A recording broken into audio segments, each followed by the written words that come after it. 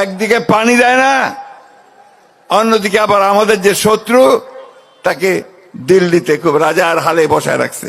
সীমান্তে গুলি করে হত্যা বন্ধ করেন, আর আমাদের সঙ্গে বড় দাদা মতন যে আচরণ সেটা বন্ধ করেন। আজ থেকে বহুদিন আগে থেকে এই তিস্তা পানির ন্যায্য হিস্যার জন্য আমরা কথা বলছি। পাকিস্তান আমলে পাকিস্তানিরা বলেছে, বাংলাদেশ হওয়ার পরে আমরা বলেছি।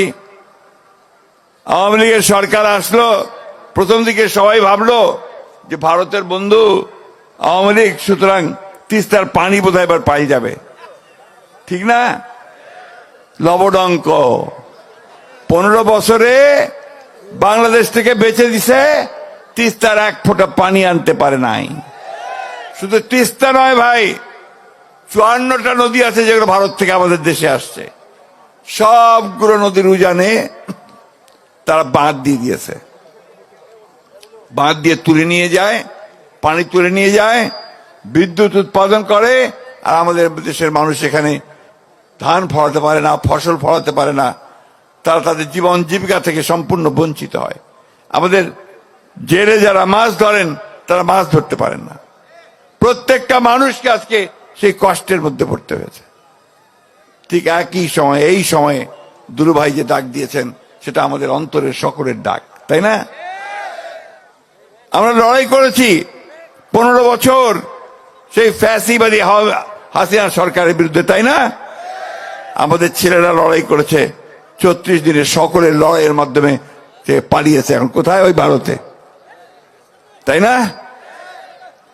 একদিকে পানি দেয় না, অন্যদিকে আবার আমাদের যে শত্রু তাকে দিল্লিতে খুব রাজার হালে বসায় রাখছে, আর ওইখান থেকে আবার সে বিভিন্ন রকম হুকুম জারি করে আওয়ামী লীগারদেরকে।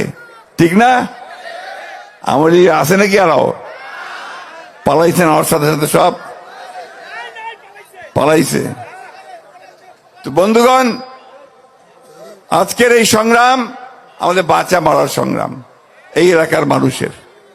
এই সংগ্রামকে আমরা কখনো বন্ধ হতে দেব না। আজকে আমরা এই সরকারকে পরিষ্কার করে বলতে চাই, ভারতকে বলতে হবে যে আমার পানি ন্যায্য হিস্সা আমি চাই।